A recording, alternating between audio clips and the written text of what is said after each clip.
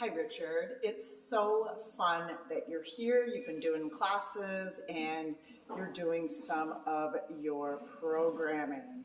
So coming in, first move we're doing is a goblet squat. So the trick with the goblet squat is to always hold it comfortably and safely. Knees are out, toes are facing out. We start low, we squeeze our glutes, and we come up, and why not go all the way up. Our next exercise, planks. And we can do these so many different ways, Richard. We can have them hands under shoulders, we can have elbows down, but I am going to ask when you're doing planks that you feel your shoulder blades coming together. You can tap, you can do all sorts of stuff. Bringing the knees in, okay? I'm going to encourage you to just feel what it's like to engage your midsection. A sneaky trick to engage your abdominal wall and keep it sturdy is clearing your throat.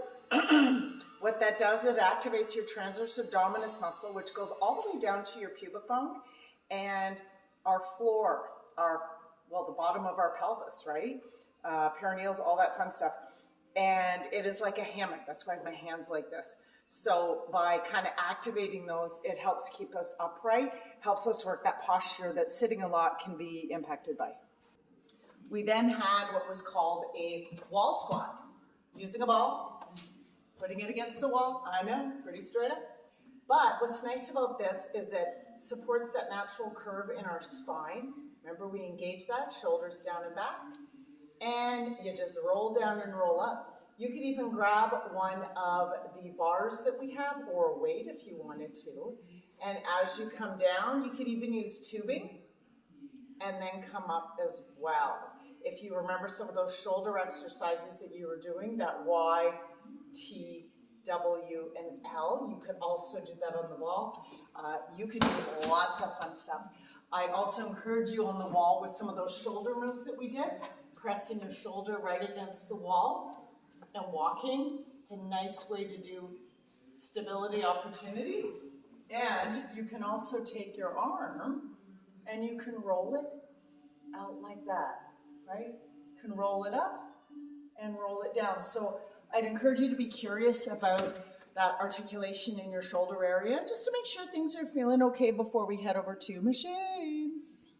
All right, my friend, heading to the lat pull down. This is that one that we spoke about where shoulders down and back. I probably provide this movement for maybe 80 to 90% of my clients because if you're sitting like this all day, that retraction engagement is so important. It changes your posture, changes your pelvis even, like to stabilize with.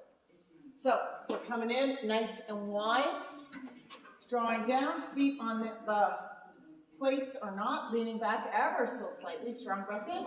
Exhale, look, there's that letter W that we were already doing with our shoulder mobility movements. We allow ourselves to come up, and you know what's really nice too, is you just see if you can exhale and turn a bit. That one always feels good. It's not really an exercise, but it feels awesome, and it gives you a little bit of decompression with some of those muscles here that hold in our rib cage. Hence, hold in our skeletal structure in the upper back. Coming through seated row, it's right on the bottom. And you know what, Richard, too, I'd be curious as well. These handles, maybe one day try a small handle up there and then try the wide handle down here. See what you think. It's always fun to explore the different aspects of the machines. And then we head on to the leg press. So finding, right, heels down. Of course, I picked a too heavy weight. Here's a good note on live camera. Always double check the weights before you go home, push away, you know. The weight at the very top, this pit, you can actually pull out and spin around to add 5 to 15 pound increments. So give that a try.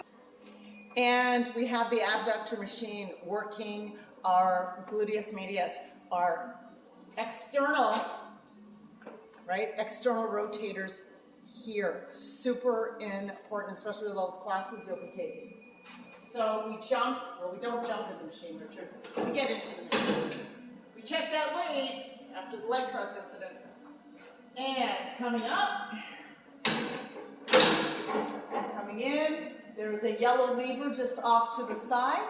You bring it in so your feet come close together. Pads on the outside of our legs. And we come out, squeeze. When I say squeeze, activate your buttocks. Draw back. Squeeze, activate your buttocks. And draw back. Please pick a weight that's reasonable to you, and remember to be careful coming in and out of the machine. It's a bit of an obstacle course on this one. And our final machine was the chest press. Again, please make sure you're looking at that weight. That is an obnoxious weight. Wow. All right, super important, the leg press.